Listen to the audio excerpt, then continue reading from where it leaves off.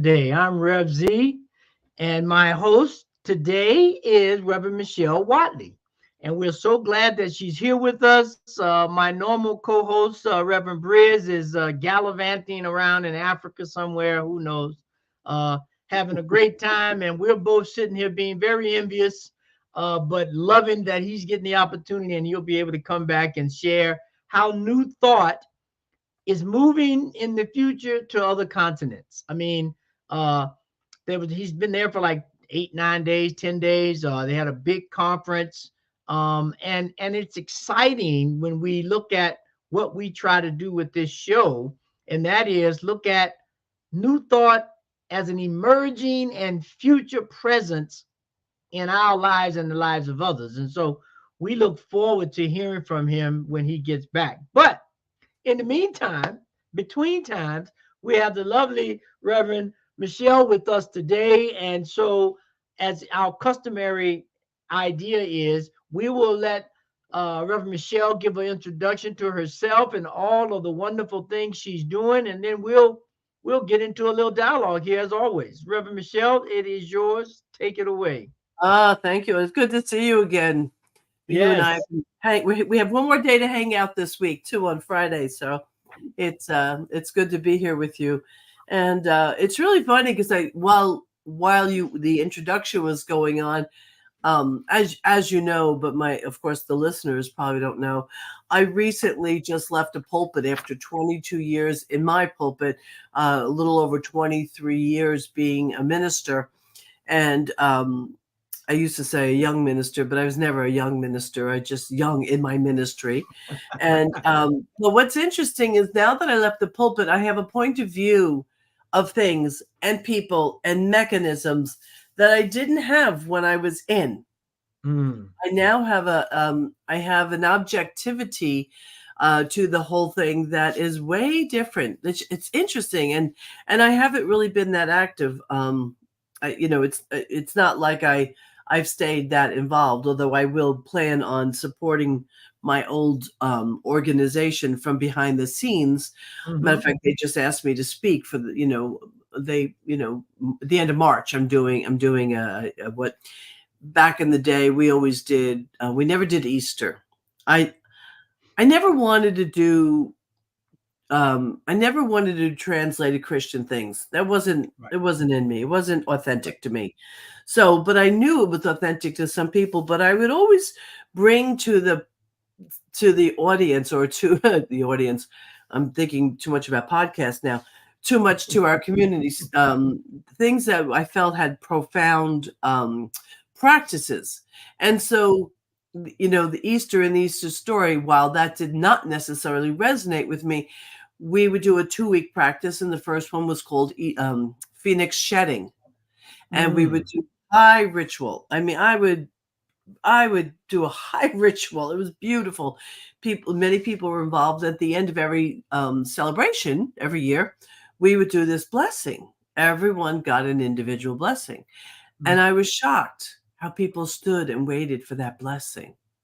So Wow. I knew it meant something. I knew that it was meaningful when the people would stand online. And then the next one was always the Phoenix Rising, rising out of the ashes. And Yes. so that was our practice for all these years. And so I'm speaking on that day. But the thing you sparked something as soon as I got on the show tonight. You said something about, ministry and technology. And I thought, oh, interesting. Because I am not against technology. I am grateful for technology. I'm not very good at setting things up. However, I love to use them. I am grateful because I couldn't do this if it wasn't for technology. I have more students from around the country and Canada and Mexico than I have from my own state at this point because Mhm. all the work that I've done. So technology is my friend. Having said Yeah. that, the human gathering and human touch, and I think we need to keep it balanced. Yes. I think we really seriously, and there's been too much research. There's a lot of research about the value of connection, the value of community. Mhm. I've read Mhm. book after book after book, and just now another one I'm reading, a David Hawkins book. My first time reading his book called "Healing and Recovery." And he Mm. speaks about the value of community. Now, community can be online. It can be. And so if that's all you can get it. If that's all someone can get it. But I do encourage people to have local things. Do you remember back in, I'm not going to ask you how old you are. There was a point though back in when was Reagan in office? When was Reagan in office? Reagan was in the 80s. Okay. Do you remember there was all this fear about he's going to hit the button? Yeah. Do you remember that? And everybody was having consciousness raising gatherings in their home. Do you have any memory of that at all? I do, because I was part of a spiritual community and people were gathering because they were talking about what do we Mhm. do and how do we shift the consciousness. But we had these, and this, we had no church. We didn't even have an actual physical center at that time. But those of us who like-minded, we were gathering in our homes Yes. to Yes. say, let's, how do we collectively shift? How do we shift? And so I think if not everybody wants God. They don't. I got it. But I do encourage people to lean on each other. Really. Yeah. And If and you ask everybody, me what I think the new thought of tomorrow is, I think the new thought of tomorrow is in the home. yeah. Yeah. Uh, Well, it's everybody needs community, right? Regardless to what system you practice, what ideology you believe, or what philosophy you follow. Community is central to all of those. And when we get back and look at those heartfelt communities, oftentimes we hear the word grassroots when we yes, talk about, which yeah. which speaks to this uh, in the house, in close community where people get together of like minds. And I think the past few years of COVID and political agendas and everything has kind of, I won't say cause people, but offered up an idea for people to say, look, let's gather in, let's get closer. And so I think I agree with that. We have to. It's just like the nuclear family. You start with the nuclear family, mother, father, children, and then from there you go out. That begins to expand. You bring in the other family members and external family, so that by the time you get to a somewhat larger community, however small or large, if you will, may be, there's a closeness, there's a trust, there's a familiarity with the people there. And I think that's missing now, partly because of the pandemic, and people were basically afraid of everyone. Right. Everyone Oh stayed my God. Oh away. my God. Yes. Yeah. Here, Kathy Duca, my partner in crime, we're hardwired for community. Tribes are evolutionary. Yes, absolutely. Yes, Yeah. Thank you, Kathy. yes, And and, yes. and I think that, and there's a lot of people are single, many by Hmm. choice, many that just are not in relationship yet. There are people who have small families, and there are people who are estranged from their families. Yeah. All of that is so. And I I absolutely wholeheartedly believe that there's nothing better you can start with than healing the relationships that are Yes. closest to you. I do this thing. We it's a class I teach. I'm repeating it. It's called close the loops. When I close a loop, what that means is, like, let's say you and I have some weird interaction and I'm not feeling good about that interaction. Or let's say you say something rude to me. I don't know. You do. Okay. So my position now is to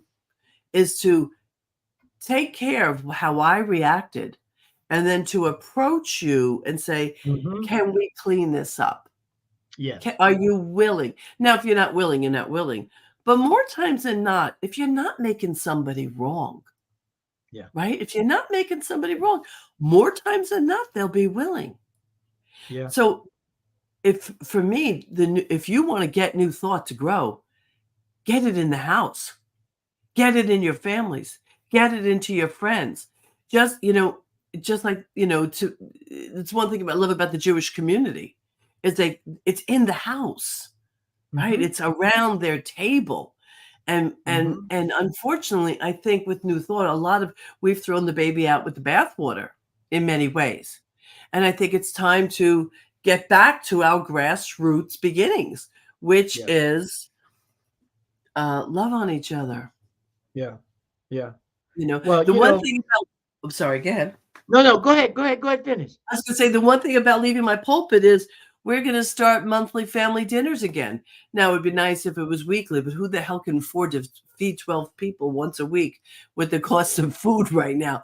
But we're going to start with once a month. And my middle son, who's the chef, he's all into it with me. He and I are always talking about, Ma, let's do the family dinners. Let's do the family dinners. He just said it again today. Get intergenerational dinners going. Don't put the kids in the other room. Have them sit at the same table. This way they'll learn how to behave around a table. And the conversations are intergenerational, which is a beautiful thing. Yeah. Sorry. You can tell I'm a little bit passionate about this conversation. I can see, but you should be, because one thing, well, just on that last point about the intergenerational, we begin to exchange ideas and see it from the other person's perspective. One thing you said at the very beginning is, now that you're no longer solely in a pulpit, but you're more global, for lack of a better word, it Mhm. gives you a different perspective, because when you're running a community, everything centers around that idea, right? Centers around Yeah. the building, the practitioners, the congregants, how you face the world, how the world faces you. But when you release that, and you can now look at it from a different perspective, or with a new set of eyes, now we begin to see some of the things that are critical, I believe, and to making what we attest to doing in terms of New Thought or any kind of religion or spiritual system, is to build community. And the only way you build community, at some point, as you said earlier, there has to be some gathering. There has Yeah. to be some exchange of ideas. There has to be some falling outs for us to make up and figure out how each other works, and Yeah. and that's very challenging to do online, because when I'm online, I got my best suit and tie on. I'm at my best behavior, uh, and I'm not going to run for too many feathers. But in person, I can read body language. I can see voice Yeah. intonation. I can do a lot. And you can do some of that. Because I don't want to be, ever, not that anybody's quoting me, but I don't want to be the one who says, oh, technology can't give you that. I mean, I taught a practitioner class for home office one time. For 2 years, I didn't know these people, but online. But I Yeah. fell madly in love with them. And when we did finally meet in person, it was magical. It was magical because we recorded for 2 years, recorded, and then we got together for the practitioner gathering, and we got Mm, married. And yes. I mean, we didn't have to have this big warm up because we knew each other. I mean, there was Yeah. a lot of intimacy shared. So I don't mean to sound like I'm talking out of both sides of my mouth, but the fact that they're both good, but Yes. New Yes. Thought has got to get in the home.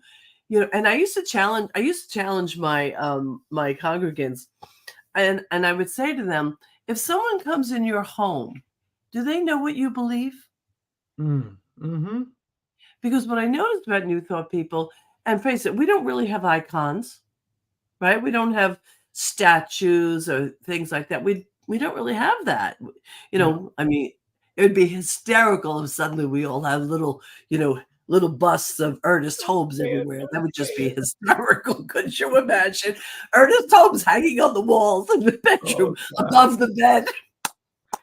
That would be interesting. That would be hysterical. But so how does someone know what you believe if they're in your home? And I took that upon myself many years ago. Now for me, I'm not a Buddhist. I appreciate Buddhism, but the thing I love about Buddha statue is it immediately reminds me of peace. And so when people come to my home, they're going to see Buddhas. They're going to see yin yang symbols. They're going to see books that are not just, novels. They're going to see all that. And usually it's books that most of us have. But how does someone recognize what you believe when they enter your home? Do they know it by your behavior? Do they know it by your practices? So, let's get it obvious and in the home. Yeah. Well, and at one time there was this, I forget the name of it. There was this group, this organization that sponsored dinners, right? People would get together for dinners and talk. There were interfaith dinners, and they would, share ideas and perspectives.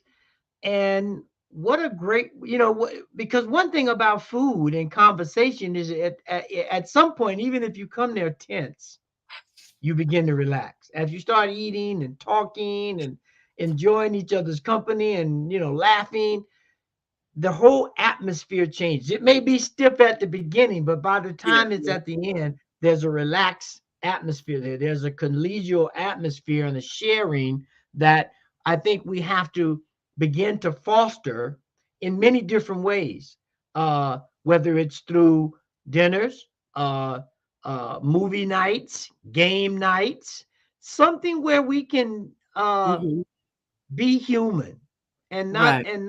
not be an icon, as you said, or try to be an icon to uphold this idea that is only a part of who any person is, and we don't see the whole person. And so that's why we have so many leaders, regardless of what they're leading, fall into traps because they get stuck into being seen and presenting in one slice of their life. And when the other parts of their life emerge, it's very disturbing or upsetting for a lot of people. Back, I don't remember how long ago, I started this practice. I called them peace salons. I love that. I had a salon. Yes, yes. And the peace salons, the purpose of these salons were to bring together people that didn't know each other. And I started with one in my home, and I brought a couple of it was some family, some CSL, some Unity people. I don't remember who it was. It was years ago. And then there were people that weren't related at all. It was always tapped out at 10 people because you Hmm. don't want to get too big that people can't get intimate. And then I Right. proposed questions. I proposed questions about, what mattered to them in the world. I don't remember. I have a whole thing set up with this. And we started doing this. I did it a number of times, and then other people started doing it. But you had to invite people that did not know each other. Right. It was a beautiful Yeah. practice. Yes. It Yeah. really, and I guess I'm asking myself, what am I going to do now that I'm not tied to the community in the way I was? How can I bring what I care about? And I have some ideas floating, but they're Hmm. too soon Hmm. to Yeah. tell. Well, it's interesting because I see it, and knowing you as I do, it's kind of like a blank canvas for you, Yeah. uh, and it gives you the opportunity, as they say in the artist world, you can use watercolors, or you can use acrylics, or you can use oils, and each one of these, you can paint the same picture with each one of those. And the medium is the same, but because the what you're using is so different, there's some differences in the final product, although it may be of the exact same thing. And so that's what I think is going to be key, because the exact same thing that all of us are trying to do is have a joyous and successful life. How we go about painting that, whether we use watercolors or pencils or oils or acrylics, or even branch out into sculptures or abstracts, the question becomes, how do we do this so that people feel valued, so that people feel they can allow themselves to be vulnerable and make mistakes, and then see the beauty in all of that? Because that's what I believe spirituality is, and that's what I believe the religions are trying to expound upon, is that there's various different ways that you can go about this thing life, and this particular religion is one set of tools for painting that picture, whether it's Christianity or Islam or Judaism or Buddhism or what have you. And when we can begin to give that message and see different people living that message, I think we're gonna be in a really good place to move forward. Yeah. The you mentioned also before we got on the show, before we went live, about a men's gathering that they're having, and I didn't know about it. I just saw it when you I know you're going to show the commercial a little later. I love that. I mean, women have been gathering. We gather. Women love to gather. That's who we are. That's what we do. That's our medicine. That is our intimacy. I didn't understand that when I was younger, because I didn't feel comfortable around other women. I always felt so insignificant and insecure. I was painfully insecure.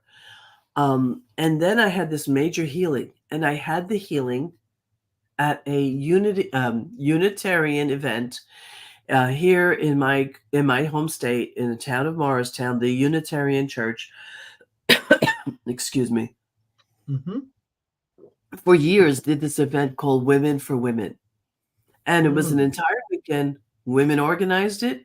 Women provided the workshops. Women provided the talks. Not many talks. It was mostly experiential. Women created the food. It was all women for women, and there were belly dancers. Excuse me. I mean, not. Yes, it was. They were sacred belly dancers, female dancers. And so at that event, I fell in love with women, and I was healed. I was no longer ever again jealous of or envious of, in that way, in that generic way that I couldn't identify. I still have stupid moments, but it was a beautiful thing. And so, but because women, we love to gather. I love my husband, but I love me some good girlfriend time, very often. So I'm so happy that the men of that, whatever community that is, I'm so glad that they're doing that. I know in my community, Reverend Barry Fleet, he is a, oh my God, I think he was a Methodist priest for 30 years or some ridiculous long time. And he was like, okay, I'm done. Now he's a practitioner in this movement, and he happens to be licensed at my community at this time. And he runs a weekly men's group. And it's recently grown a little bit. And I love it. I love that the men in my community, a number of them are in there. I feel safe. I didn't feel threatened around them, but I feel safer about who they are in the world, because they're gathering and they're sharing and they're opening their hearts. So, there you go. Back to gathering. And that there's well, before we go into this topic, I want to bring up, I want you to tell us a little bit about some of your works that you have, and then we'll go to a little commercial, and then we'll come back and we'll look at some futuristic kind of new thought ideas and see how we can handle them. Okay, well, thank you. So I've being on the show for 2 years ago for a year. I think probably most people do know, but I have a book on forgiveness. It's called Forgiveness: A Path, a Promise, a Way of Life. And I have a new book that's being published by St. Martin's Essentials, and it's shadow work. And boy, that sounds so boring and kind of cerebral, but I want to tell you, there's nothing cerebral, boring about it. And I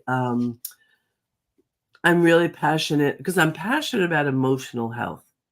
Mm-hmm. In my mind, when you people like, just any one of us, when we are at least always working toward the evolution of our inner beings, our souls, not so much. I don't think you're never done. You're never done being emotionally healthy. You have to, you're not committed and then you graduate. You're committed to ongoing practices forever, right? Mm-hmm.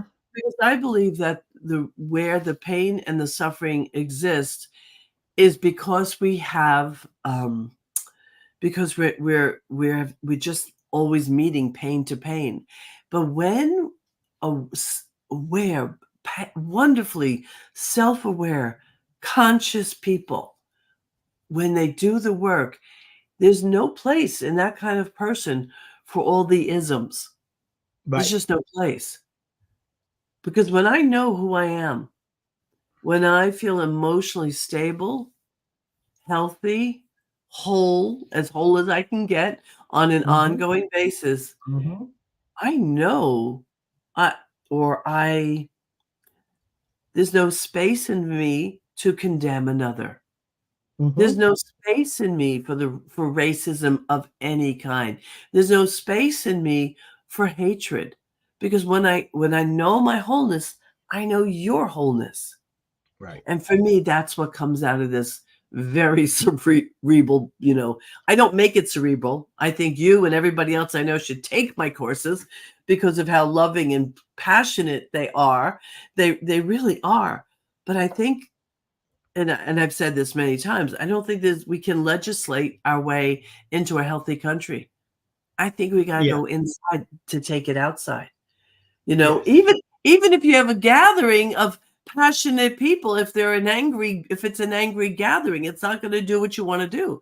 But a gathering of people who are committed to being whole, oh my God, just Yeah. oh my God, what a beautiful thing that is. And if there's anyone who just wants to know, oh, it's not in there. I wanted to show you I didn't save it. I'll get it up on the commercial, my Planned Happiness Institute. But Mm-hmm. what this is about is you and I guess I put my thumb up. It's about you Mm-hmm. and I loving the self that we are, which is the self that is God.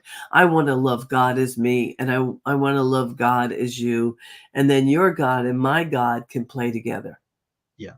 Well, and one of the good things about your upcoming book on the shadow, the whole idea that Carl Jung brought about the shadow and encouraging people to embrace their wholeness, Yes. not to discard parts of themselves that they have disowned or that have been repressed or whatever. Those are just, I mean, there are many ways that the shadow appears, but it is a part of each and every person on the planet.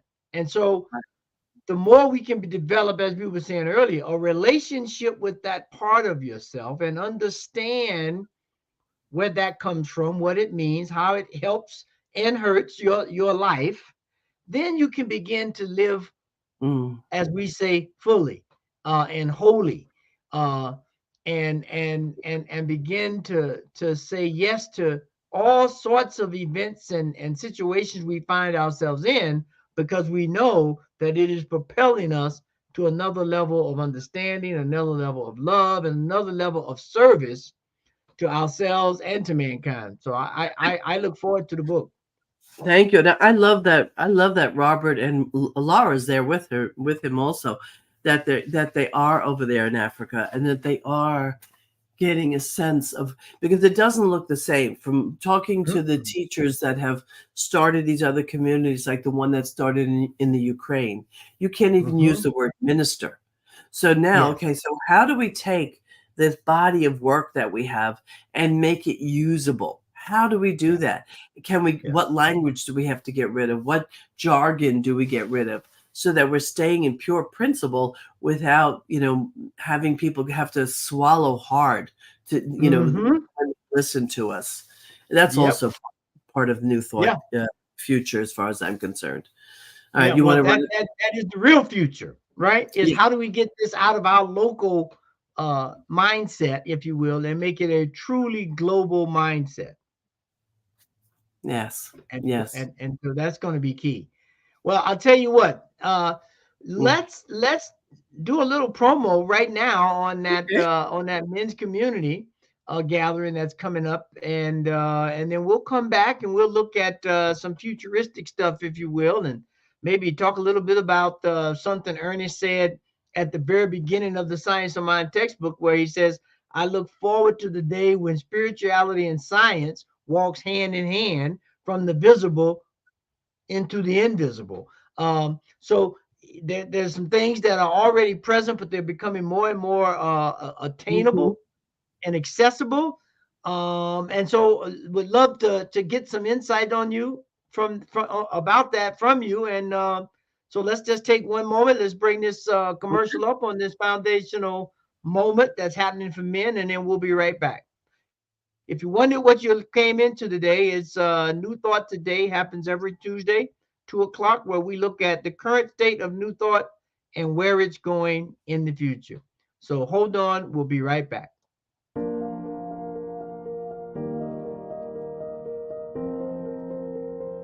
And it was a treat. It was a bonding. It was a celebration of men. It was a celebration of men who want to deepen in their spiritual awareness of one another, of themselves. Welcome. We are a brotherhood of spiritually minded and open-hearted positive men. We invite you to join us.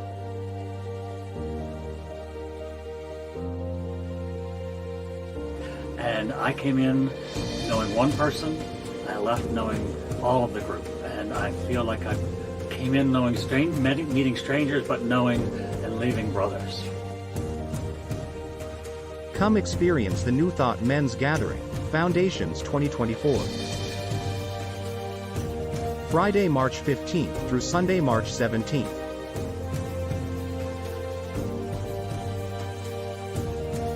With Reverend Robert Brzezinski, Reverend Patrick Creelman, Reverend Eamon Duffy, and special guest musician Jamie Lula. In Vernonia, Oregon, at Camp Cedar Ridge.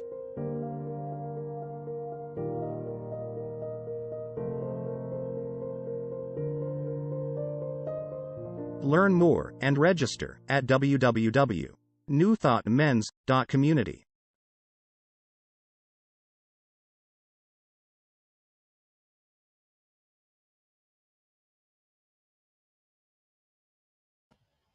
Wow, doesn't that look exciting?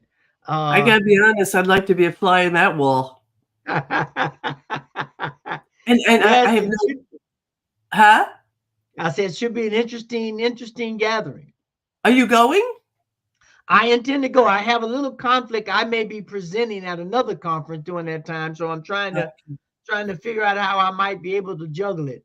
But that's the only thing so I may be able to get in for a day and then rush off to my conference while I'm doing a presentation. But looking at the grounds of Camp Cedar Ridge and that's really sacred looking place in nature, to be able to build bonds with other men and talk about men's issues, which is so needed at all times. But I think really now, because there's a masculinity that's raising now, that does not serve the best of who we are, I think. And so it'd be great to get together and look at some of those things and how do we move beyond them. So One of the feathers I have in my cap that I'm always proud to say is that I raised 3 white, well, not quite middle class, lower middle class, white, non-homophobic, non-racist men. And they're all loving. They're all 3 of them are open. They're inclusive. And I'm not saying they don't have stuff. By no means am I saying that. But mostly, I'm really proud that these men are out in the world engaging people. It's a beautiful thing. If you met them, you go, oh, okay, I get it. They're just, and it's a hard time. It's a hard time raising men. It's hard. Yeah. Because number one, I don't want to go down that road. Let me let you put us in our direction. But that but that is part of the future. And I'll close that idea with this, in that until we can begin to help make everybody whole and complete, there will always be chinks in our armor, if you will.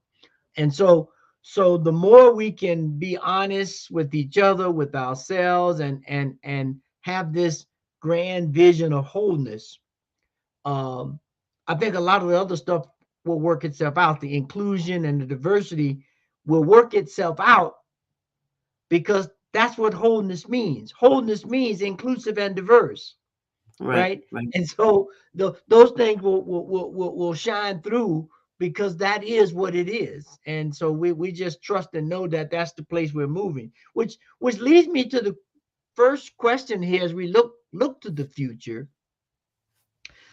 And I'd like to get your input on it. There's this idea now of personal or personalized spirituality.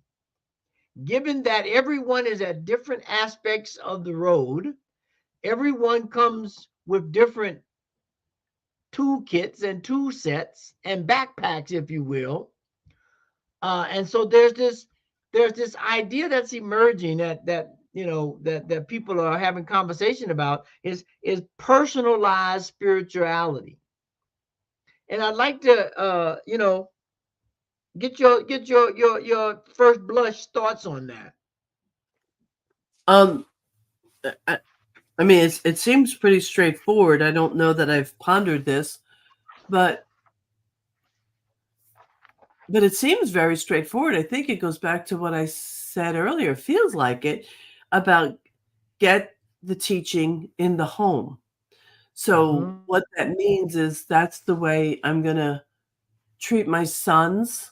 It's the way I'm going to treat my spirituality, is the way I'll treat my grandchildren, the way my granddaughter the other night, I'm babysitting them, and she walked up from behind me, because they know sometimes Nana gets frightened kind of, and I react. I have a big reaction. It's an old childhood trauma thing. And she made me jump, and I screamed. Like, I get frightened. I get honestly physically frightened. And I said, no, it's not funny. And she kept laughing. I'm like, it's not and I got a little mad, and I jumped a little bit. I mean, I jumped on her a little bit. And she needed to know how much she impacted, but then I needed to say something to her afterwards. So my commitment to my spirituality says, I go up to her and I'm like, Lila, I'm sorry. I'm sorry that I reacted in that way. Nanny really can't handle that. Please don't, try not to do that. But for me, it's about every moment, how I am engaging every human. Mm-hmm. To me, spiritualizing what was the word? Spiritualizing what? How did you say it? Personal or personalized spirituality.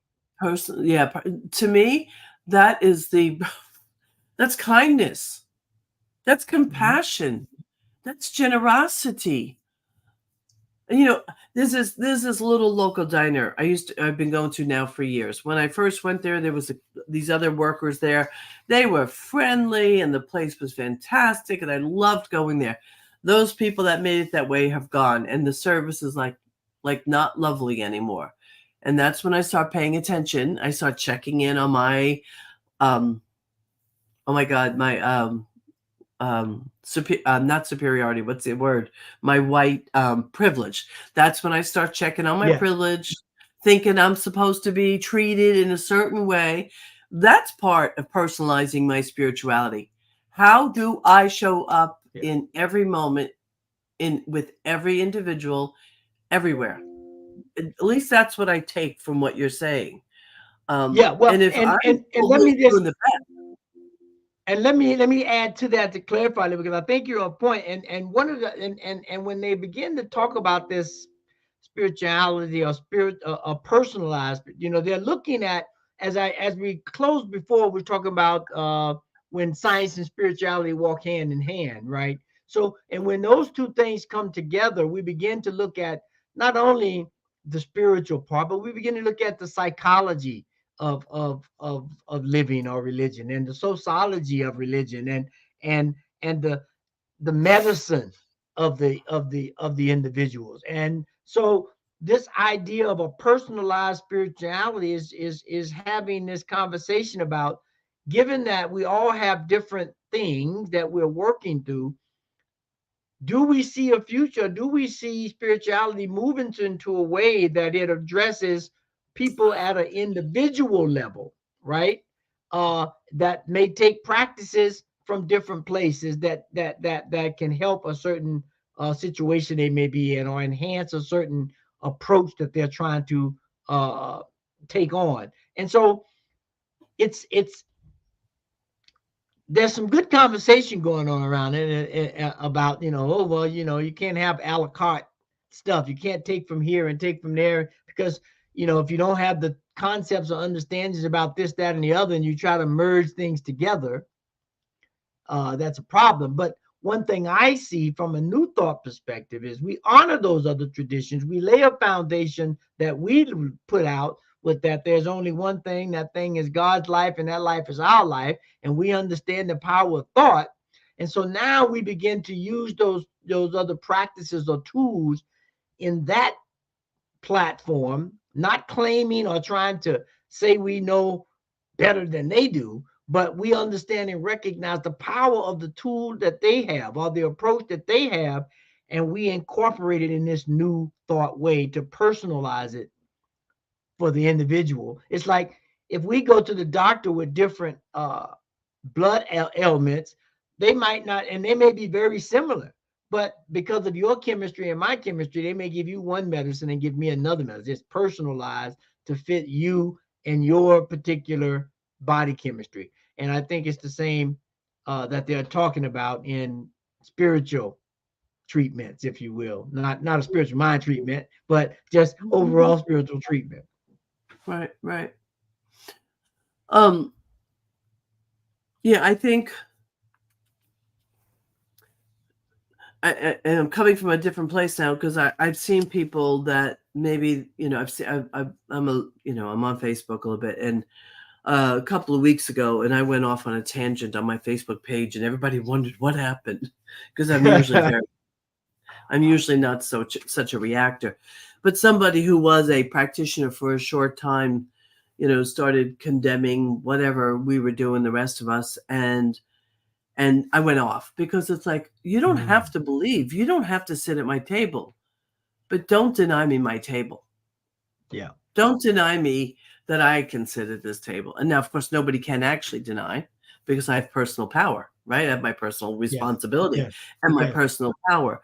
But I think we are probably a number of generations away from not being needed. I think New Thought,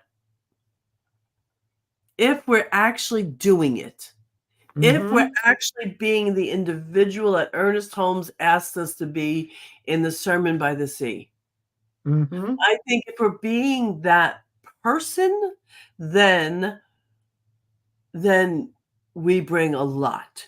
If we are using our teaching to measure others, to find fault, and to make people less than, that we're useless. Then we're useless. In my opinion, it all comes. This is just my opinion, but this is what you're asking. For me, it all comes down to how, when I walk up to you, how are you and I together, even if I've never met you before. Yes. So. And it's, we talked a little bit in the beginning about technology, and I want to circle back around now. They have these new virtual, Apple is putting out a new virtual the thing? Device, right? If I had more money, God, I'd buy me one of those, because I love toys. It's like $3,500. And just imagine now, eventually they're going to be in our regular glasses or your shades, and you're not going to need the big mask, right? Right. We know the technology is moving, and so you'll be able to hit the button and do things and interact with the world in a totally different 3D way than the normal 3D way. So I guess that will be a 4D way, maybe. I don't know, but it's my son has the Oculus. And when he introduced it to me like a year ago or so, I was playing with it one day. I was like, oh my, I was like a little kid. Oh my God, look at this stuff. And I love the art one. I could, draw and do all these things. And then he said, but Ma, you can watch a movie in a theater with other people. I went, oh, right. He shows me where this movie is. And now I don't know. And I'm in there watching it going, oh my God. And then finally somebody who else was listening said, could you please mute your mic? Not knowing that I am actually live watching something with other people from God knows where.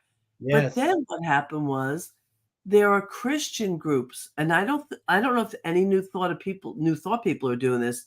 There are Christian groups who are having church gatherings virtually in the Oculus. Talk about technology. Wow. Yes. Now, while we had all this other conversation about gathering and tables and meals, if our younger ministers coming up were to start activating that, I think that'd be a good thing.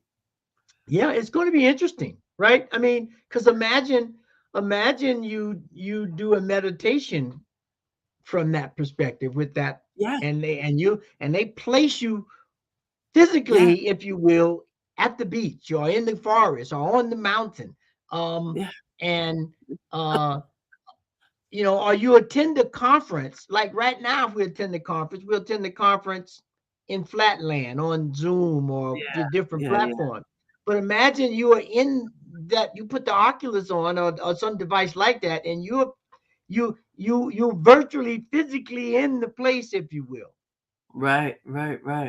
And somehow they can begin to recognize your hands if you have a question. And I mean, it's going to get very interesting because it's going to change the way people think about God and spirituality and connection and community. And if we utilize our new thought principles of wholeness and the power of thought and the power of creativity and the connectivity of all life, it will be a brand new fertile ground for us to emerge from. We're going to have to put on some new walking shoes and some new glasses to see. And I could guarantee you, excuse me, that someone's going to say, but that's not God. Yeah. But that's not religion. But that's not sacred. Yeah. Well, I don't agree, because I don't think there is no place. Well, I sound like a bumper sticker now. There's no place where God is not, or there's no place where, let's say, intelligence is not. Yes. And is intelligence? Wouldn't it be very demonstrated in this kind of technology? Is that not like the evidence of creativity and inspiration that brought that into being? This can't be good, but that's bad, right? This can't be bad, but church is good. It can't be. Yeah. Because in what we teach, it's either all good or it's not. Yeah. So we'll move directly into that idea of both and, right? Yes, because you go back to the 1900s, right? Or let's say we go back to the 1930s, right? 1940s. Somebody who was born in the 30s and 40s. What they see now compared to what they had then, and some of those are still alive. Yeah. Right. Yeah. They are looking around now, comparing, or looking at the contrast, I'd rather put it that way, between what was available in the 30s and the 40s to what is available now in 2024. And I'm sure they are like, oh my God. Well, I did go ahead. I did a ChatGPT research the other day, and I asked my ChatGPT to make a list of the top current spiritual teachers of the world, the most popular top current spiritual teachers of the world. Oddly, I said live, but oddly, it still gives me Thich Nhat Hanh. But as we know, he's not in the flesh. But the Pope was way up there. So I'm a fan of this Pope. You Mhm. know, he's working at it. He's trying. He's stretching. yeah. He's stretching those spiritual muscles. That man Yes. is, he's bringing us to places where people have not gone before. But there wasn't as many people listed as I thought would be. And then it was not a big list. Wow. And I thought, wow, where are the people that we want to aspire to be? Where's our Martin Luther King? Who is that now? Mhm. And does someone come up to your mind if I ask you that? Like, who's that one now? Like, where's our Gandhi? Where is Yeah. that? That's a very good question. Because I think now there's so many people, and I think part of it, at least for me, I see people becoming more motivational speakers and coaches than servant leaders, like King and Gandhi and some of the others were servant leaders. They gave up everything to uh, be an example of what they were envisioning, and showed the steps to go about doing it. And I don't know now, it's a little harder with the media and the social media, and how you promote things now, and how you get recognized, and then how you have to determine the validity of the thing you are seeing or hearing, Oh my God, with AI now? such complex. Oh my Huh? God. With AI, you Yes. don't even know if what you're watching is true. As a matter of fact, tip to our viewers, if you even suspect that something's AI, scroll by it. Because the less you give, the less you listen, the less you watch, it'll affect the algorithms. As soon as I see something is generated, AI generated, I don't watch it. No matter how, I don't watch it. But How tantalizing it may seem. Yes. what? Yeah. No, I'm saying, if you see the AI, no matter how tantalizing and encouraging and Yeah. engaging it may seem, because the key thing you said, there was algorithms, right? So even when we begin to look online for our spiritual resources, if you will, the AI will get a hold of what you're doing and begin to present you the same things, right? Or in the Yeah. same vein.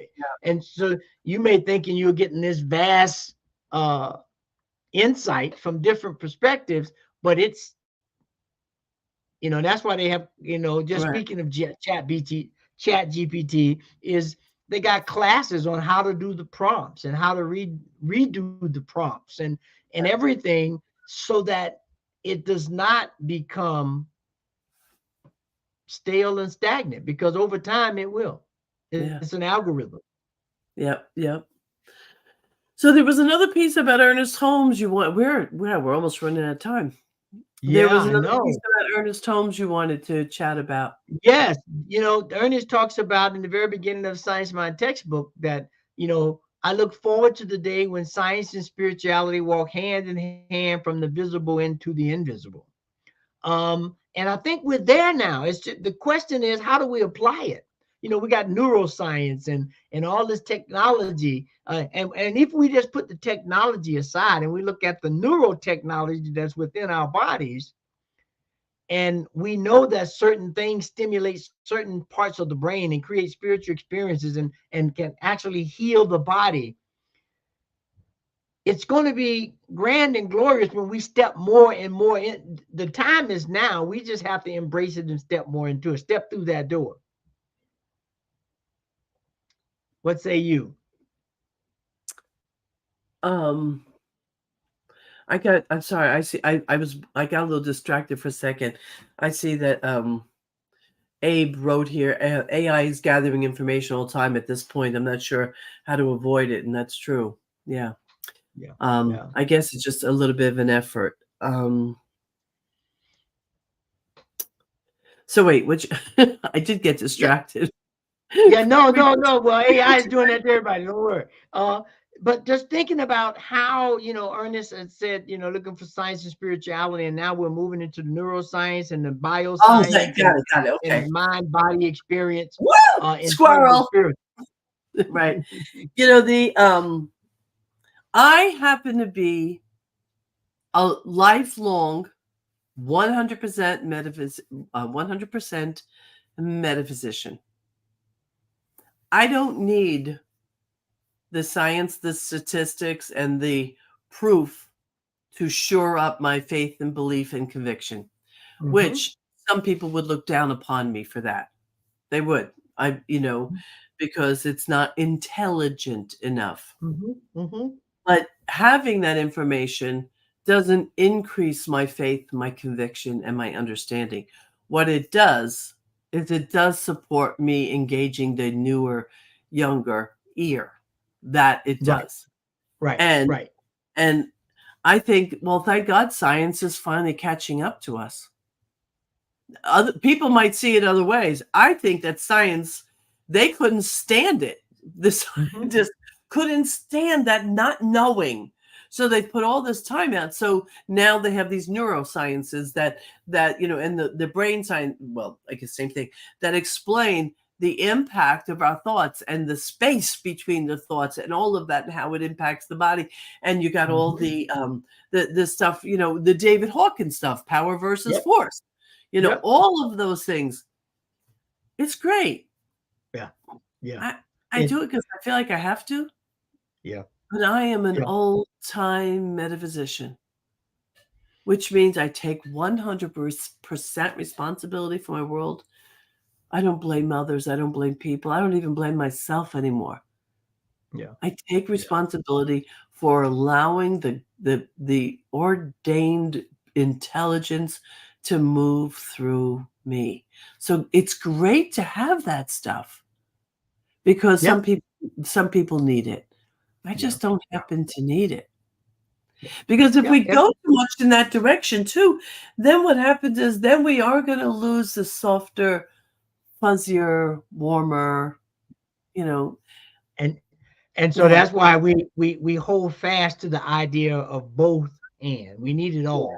Yeah. And so that's what so before we do our final thoughts, we're running out of time. As you said, I don't know where the time went. I want to run a couple of commercials all during the month of Black History. New Thought Media is doing some highlights. So I want to run that and speak about the new community that we're developing and developing the new platform here. So give me about a minute and 15 seconds and we'll come back with final thoughts. So stay tuned. Don't go away. Lovely.